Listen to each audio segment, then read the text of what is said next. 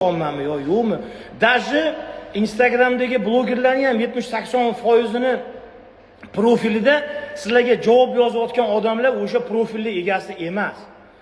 Ko'proq kurs reklama qilishadi. Kursimga o'ting, qorningizni yo'qoting, tam boshqa joyingizni qildiring deydida, men sizga shaxsan o'zim javob beraman deb turib 5-6 ta itvachchani o'tkazib qo'yadi-da, ular oylikka o'tiradi u bratan nomidan yozishib siz bilan. Mana bunaqa qiling, men ovqat yemayapsiz, gandonmisiz, bu ovqatni yeng, nonni kamaytiring, bananni ko'paytiring deb, u xayolida jalab o'sha bir kachok bilan yozishyapman deb o'ylab, mana shunaqa joylar. Bu internet anaqada nima deydi?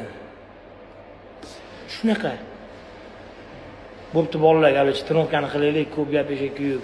Sizlar o'zingizlar bilgan hayotda yashanglar, biz o'zimiz bilgan hayotda yashaylik. Shunda hech kimga xalaqit qilmasdan yashaydi. Bizning hayotimiz, bilgan hayotimiz bugun kachka qilamiz, keyin boshqa